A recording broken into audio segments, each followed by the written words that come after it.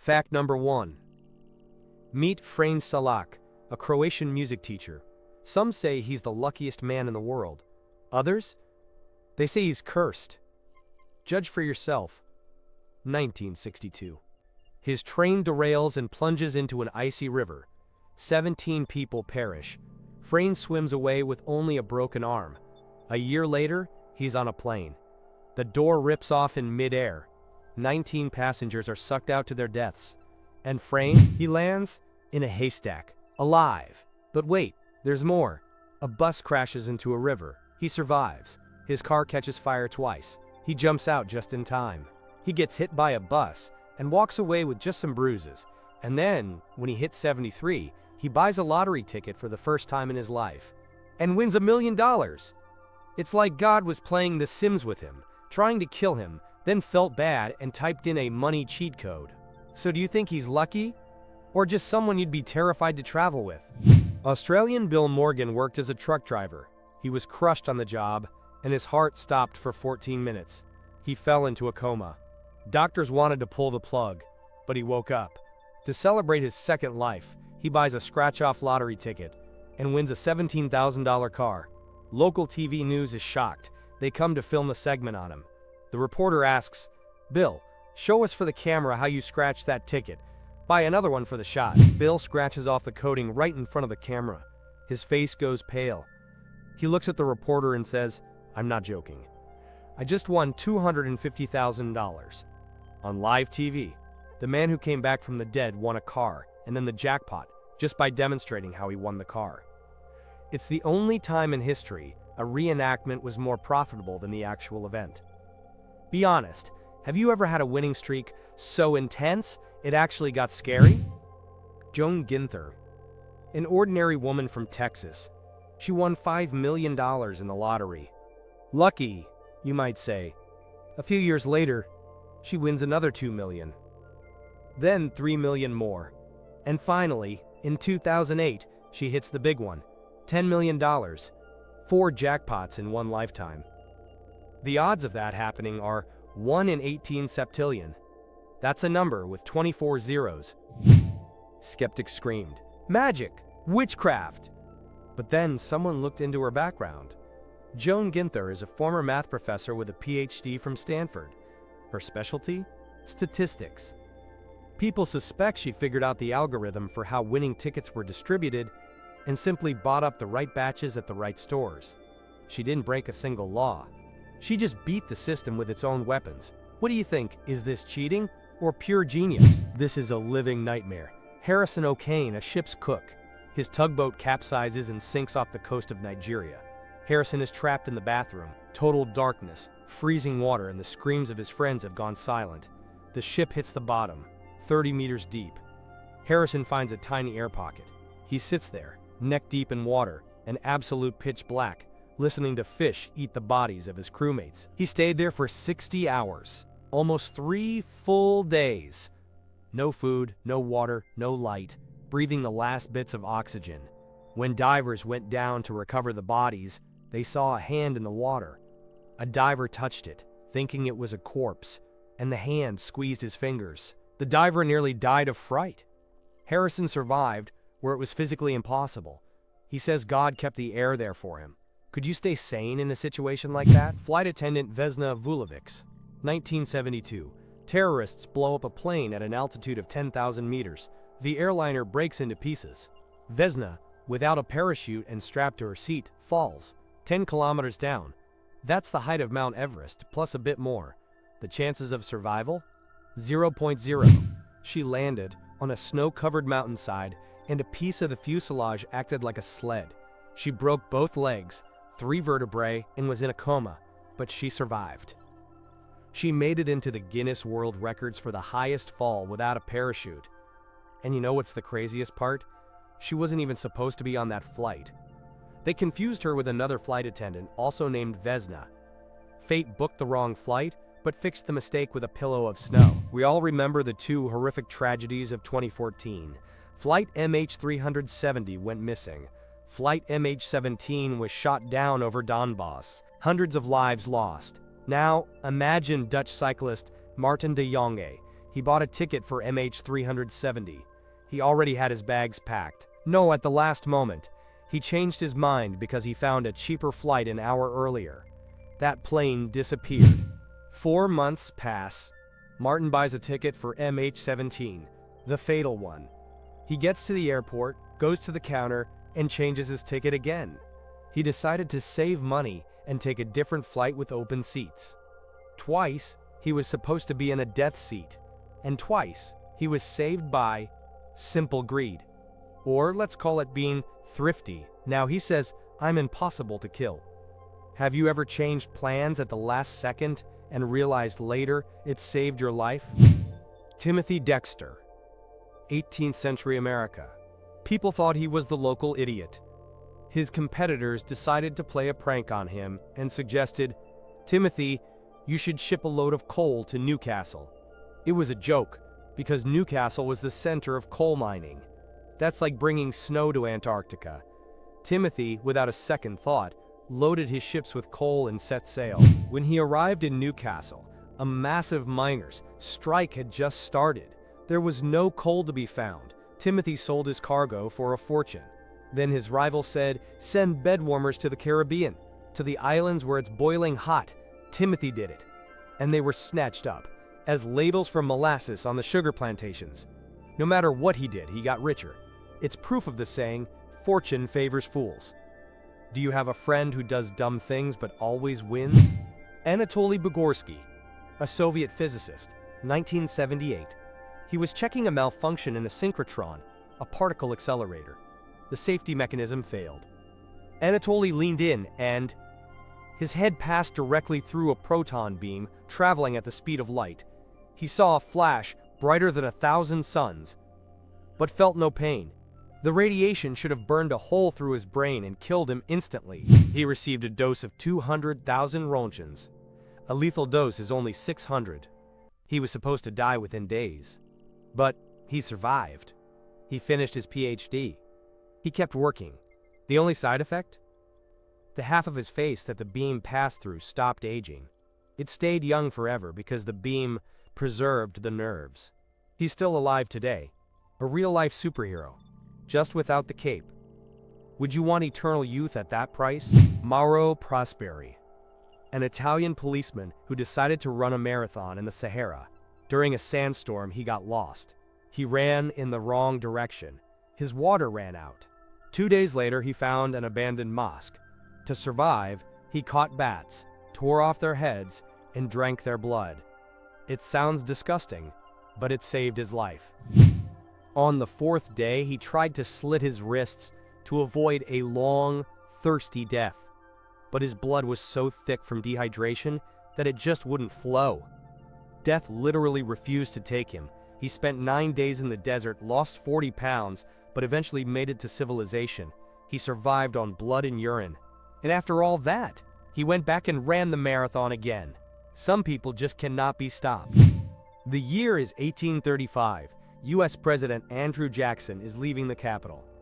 A house painter named Richard Lawrence approaches him, pulls out a pistol, and fires at point-blank range, right at the president's heart. He pulls the trigger. Misfire. Just a click. Jackson, an old soldier, didn't flinch. He got furious and started beating the assassin with his cane. Lawrence pulls out a second pistol, fires again at point-blank range, and again, click, another misfire. 2 pistols in a row failed. The odds of that are 1 in 125,000. Later, police tested the weapons. Both guns fired perfectly on the first try. They just refused to kill the president in that moment. They say even the gunpowder feared Andrew Jackson's wrath. Guardian angel? Or just damp powder? Sweden. Lena Paulsson. In '95, she was baking a cake and took off her diamond wedding ring to keep it out of the dough. She set it on the table. She turned away, and the ring vanished. She tore the whole kitchen apart, pulled up floorboards, even checked the pipes. Nothing. She mourned that loss for 16 years. 2011. Lena is in her garden pulling carrots. She pulls up one small, crooked carrot and nearly faints. Right around the middle of the vegetable, like a little belt, sits her diamond ring. The carrot had grown right through the ring, which had once fallen into the compost. The Earth paid its debt 16 years later. What are the odds? Have you ever found something you thought was gone forever? Tell us what it was. They say cats have 9 lives. This cat used at least 3. His name was Oscar, later Sam. He served on the German battleship Bismarck. The ship was sunk. Out of 2,000 men, only 100 survived. And the cat. He was picked up by the British on the destroyer Cossack. 6 months later, the Cossack sinks from a torpedo. The cat survives again. He's taken onto the aircraft carrier Ark Royal. You can guess what happened. 3 weeks later, the Ark Royal goes down too, and Sam is found floating on a piece of debris, alive and well. They nicknamed him Unsinkable Sam. After that, the sailors decided, forget this, let him live on land. He died peacefully at a sailor's home in Belfast, the only cat to sink 3 warships and come out dry. Do you have pets that are always getting into trouble? Theodore Roosevelt, 1912. He's on the campaign trail. In Milwaukee, he steps out to a crowd, and suddenly, a gunshot. An assassin shoots him right in the chest from 6 feet away. The .38 caliber bullet enters his body. The crowd panics, ready to tear the shooter apart. But Roosevelt stops them, coughs, and says, "Quiet. I think I've been shot." He refused to go to the hospital. He pulled a manuscript from his pocket, a 50-page speech folded in half. The bullet had pierced his steel eyeglass case and got stuck in that thick stack of paper, just missing his lung. Roosevelt spoke for an hour and a half with a bullet in his chest and a blood-stained shirt. "It takes more than that to kill a bull moose," he said. He was saved by his own wordiness. Sometimes, long texts really do save lives. Ewa Wisniewska, a paragliding champion. Australia, 2007. She was training for a competition. Suddenly, the weather turned. She was sucked into a massive storm cloud, a cumulonimbus monster. The updraft lifted her to an altitude of 9,900 meters. That's higher than commercial airliners fly. Up there, the temperature is -50. There's no oxygen.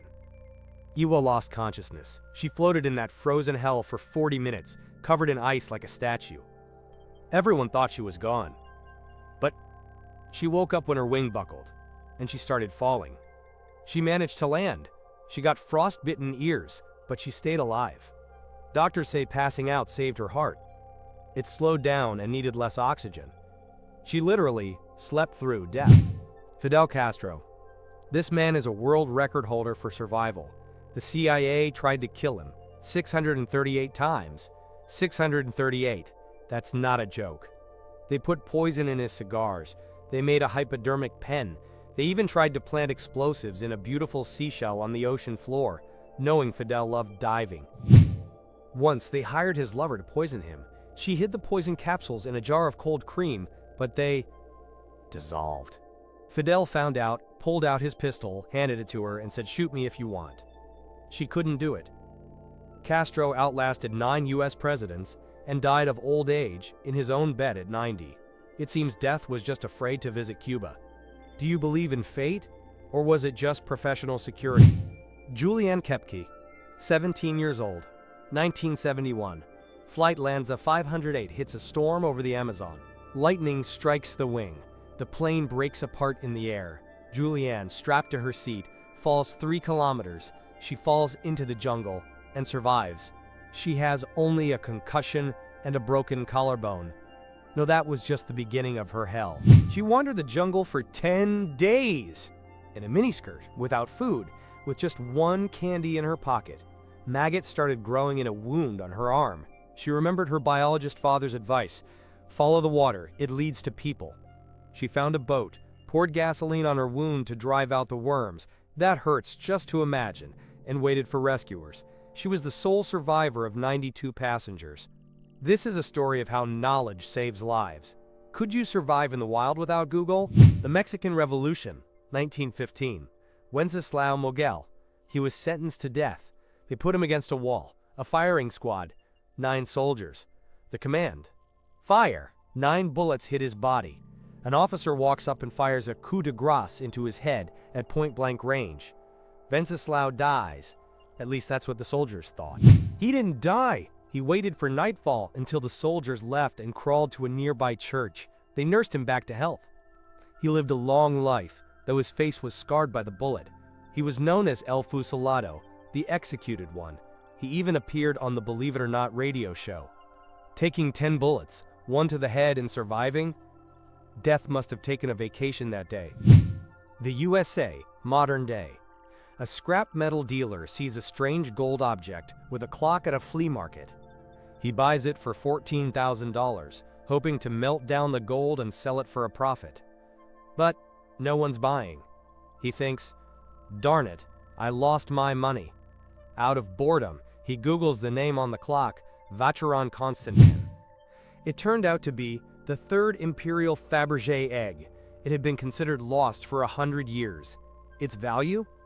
$33 million. The man almost melted $33 million in a furnace. He sold it to a collector and became an instant multimillionaire. This is your reminder. Check the old stuff in your grandma's attic, just in case. Tell us, what's the most valuable thing you've ever found for pennies? 1902. The island of Martinique, Ludger Silberis, a criminal and a drunk. He got into a fight and was thrown into the worst cell in the prison. A stone dungeon underground with no windows, just a narrow slit for air. He screamed, cursed the police, and cursed God. The next morning, the Mount Pelée volcano erupted. The volcano exploded, covering the city of Saint Pierre in a scorching cloud of gas. All 30,000 residents died. Instantly. Except Ludger. The thick prison walls saved him from the heat. He suffered burns through the slit, but he lived. The only survivor in the center of the city was the criminal in solitary confinement. Later, he was pardoned and worked in a circus as the man who survived doomsday. Sometimes, prison is the safest place on earth. Minnesota, winter of 1980. 19-year-old Jean Hilliard gets into a car accident at night. She walks in 30 below weather, collapses at her neighbor's door, and loses consciousness. She lay in the cold for 6 hours. When they found her, she was as hard as frozen meat. A syringe needle couldn't even pierce her skin. It just broke. Her eyes were open and glassy. Doctors said, "She's dead, there's nothing we can do." They started warming her up slowly, and the impossible happened. Her heart started. 3 days later, she began moving her legs. A month later, she was discharged, without a single amputation. Even her fingers were fine. Medicine still can't explain how her cells didn't burst from ice crystals. They call her the Ice Woman. It's proof that the human body has hidden reserves we know nothing about. Everyone knows the water at the Titanic site was deathly cold. People died of hypothermia in 15 minutes. But there was one man, Chief Baker Charles Joan. When the ship started sinking, he did what any of us would do. He went to his cabin and drank enough whiskey to nearly kill himself. He stepped onto the deck when the stern was already rising vertically. He calmly stepped over the railing, ended up in the water, and swam there for 2 hours, in freezing water. When they pulled him out, he didn't even have a cold. Doctors say the alcohol dilated his vessels and numbed the feeling of cold and panic. He was just so relaxed that the frost couldn't take him. It's one of those cases where a bad habit saved a life, but please don't try this at home. Tsutomu Yamaguchi, a Japanese man who went on a business trip to Hiroshima. August 6, 1945. He steps off a tram and sees a flash. The atomic bomb. He suffers burns, his eardrums burst, but he survives. He bandages his wounds and, like a dedicated employee, gets on a train and goes home to show up for work. And where was his home? Nagasaki. On August 9th, he walks into his office in Nagasaki. His boss screams at him, "Are you crazy? How can one bomb destroy a whole city?" And at that exact second, another white light flashes outside the window. Yamaguchi hits the floor. He survived 2 nuclear explosions in 3 days. And guess what? He lived to be 93. The radiation didn't kill him, it's like it preserved him. Officially, he's the only person to survive both hells, luck or a curse. You decide. Anders Helstrup, a Norwegian skydiver, 2012. He jumps from a plane, enjoys the flight, opens his parachute, everything is going fine. But when he reviewed the video from his helmet camera, His hair stood on end. In a slow-motion replay, he saw something dark streak past him. It was a meteorite. A rock from space flew just a few meters from his head at an insane speed. If he had jumped a fraction of a second earlier or later, he'd have been blown to atoms. This is the first time in history a meteorite fall was caught on camera mid-flight. The chance of being hit by a meteorite in midair is 0, with a billion zeros. Anders now knows that space is watching him. Arthur John Priest. A simple stoker. He worked in the hulls, shoveling coal. His resume is terrifying. He survived the collision of the Olympic. He survived the Titanic, that ship again. He survived the Alcantara. He survived the Britannic, the Titanic's sister ship. And finally, he survived when the ship Donegal was torpedoed. 5 disasters. He survived every time, making his way up from the very bottom of the ship. The boiler rooms, the most dangerous place. But you know how it ended? He was fired. No shipping company would hire him. Sailors said, "If Priest is on board, we're sinking." He died on land from pneumonia. Sometimes, being known as lucky can ruin your career. Would you get in an elevator with a guy like that? September 11th, 2001. Seth MacFarlane, creator of Family Guy, has a ticket for American Airlines Flight 11, the one that hit the tower. But Seth, he partied a bit too hard the night before. He has a hangover. His agent made a mistake and wrote the departure time 10 minutes late. Seth runs to the gate, but the plane has just closed its doors. He's shouting, arguing, but they won't let him on. He goes to the lounge, falls asleep, and wakes up to the news that his plane crashed into the World Trade Center. But that's not all. Actor Mark Wahlberg was also supposed to be on that flight, but at the last minute he decided to drive to a friend's place instead. The king of pop, Michael Jackson, had a meeting in the Twin Towers that morning, but he overslept. Laziness and being late saved the lives of 3 legends. Now you have an excuse for why you were late to work. Michael Dick looked for his missing daughter, Lisa, for 10 years. He traveled all over Britain. He lost hope. In desperation, he went to a newspaper to run a story about his search. A journalist took a photo of Michael and his wife in front of a train station. The article was published. Lisa sees the article, looks at the photo, and freezes in shock. In the background of the photo, accidentally caught in the frame, is her. Lisa had walked past her father a second before the picture was taken, without even noticing him. They were 3 feet apart, but only met because of that photo. That's a 1 in a million shot. Fate literally bumped their heads together. Pennsylvania, 1989. A man at a flea market buys an old, ugly painting. He didn't like the art. He liked the wooden frame. Price, $4. At home, he tries to pull out the canvas. The frame breaks, and an old piece of paper falls out from behind the backing. It was an original copy of the U.S. Declaration of Independence from 1776, one of only 24 surviving in the world. He bought it for the price of a hamburger and sold it at auction for $2,400,000. It's the best investment in human history. Do you check the back of old paintings? I suggest you start. 2009. Yemenia Flight 626 crashes into the Indian Ocean. 152 people die instantly. Night. Waves. Among the debris and fuel floats 12-year-old Bahia Bakari. She can't swim. She doesn't have a life jacket. She's clinging to a piece of the fuselage. She spent 13 hours in the water, in total darkness, hearing cries that gradually faded away. When rescuers found her, they couldn't believe their eyes. She was the sole survivor. They called her the Miracle Girl. It's a reminder that even when it's pitch black around you, hope is the last thing to die. Ann Hodges, Alabama, 1954. She was just napping on her couch. Suddenly, a black rock crashes through the roof, bounces off a radio, and hits Ann in the hip. It was a meteorite. She wasn't just sick from the impact, but from the fact that a 4-billion-year-old piece of space had just flown into her living room. Ann Hodges is the only confirmed person in history to be hit by a meteorite and survive.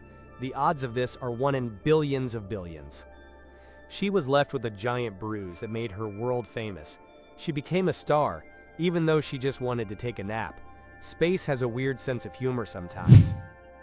Elmer Sherwin, a 90-year-old war veteran. In 1989, He won $4.5 million in the Megabucks lottery. He told his wife, "We'll win again." Everyone laughed. 16 years passed. Elmer is 92 now. He walks into the same store, and he hits the jackpot for $21 million, winning the grand prize twice in one lifetime. The odds, 1 in 50 quadrillion. But you know what he did? He gave almost all of it to charity, helping those affected by Hurricane Katrina. He said, "I don't need anything anymore. I just wanted to prove that luck loves the persistent." Like this video if you want a retirement like that. David Zentner is a farmer who owns his own small plane. He was flying over his fields, enjoying the view. Suddenly, he passes over his own house and sees a strange car in the driveway. Someone is carrying out his TV. A burglar is robbing his house while the owner is in the sky. David starts diving at the thief like a fighter jet. He contacts the police by radio and coordinates their movements from the air, chasing the thief's car along the highway. The burglar was caught. This is probably the only thief in the world caught by the victim's personal air patrol. Imagine the look on the guy's face when they told him in court, "You were spotted from a plane." Aaron Ralston, a climber. He was hiking the canyons of Utah, alone, without telling anyone where he was going. A massive boulder falls and pins his right arm immovably against the canyon wall. He's trapped. He has 1 liter of water, 2 burritos, and a dull pocket knife. He spent 5 days there, 127 hours of hallucinations, thirst, and talking to death. To survive, he did the impossible. He broke his own forearm bones and cut off his arm with that dull knife. That is a level of pain people die from. But the will to live was stronger. He got out, rappelled down a cliff with 1 arm, and found hikers. He lost an arm but found his life. Now he's a motivational speaker. What would you be willing to do to survive? Steve Flagg grew up in an adoptive family. All his life he searched for his biological mother. For years he sent requests, searched archives, all for nothing. Meanwhile, he got a job as a driver at a Lowe's hardware store. One day, he told his boss about his search. The boss asked for the mother's last name. "Tality," Steve said. The boss went pale. It turned out that a woman with that last name had been working as a cashier in that same store for 2 years. Steve walked past his mom every day, saying hello without knowing who she was. They didn't find each other through a detective, but through a shift schedule. When they finally hugged, the whole store was in tears. It's proof that what we're looking for is sometimes just an arm's length away. Well, did you check your pockets? Maybe there's a forgotten lottery ticket or a lost diamond in there? These stories prove one thing. Life is the most unpredictable screenwriter. You never know where you'll win or where you'll lose. Now, for the million-dollar question, which superpower would you choose? Surviving any disaster like the unsinkable Stoker, or finding money like the guy with the declaration? Let us know in the comments, and don't forget to subscribe. They say it brings good luck. See you next time.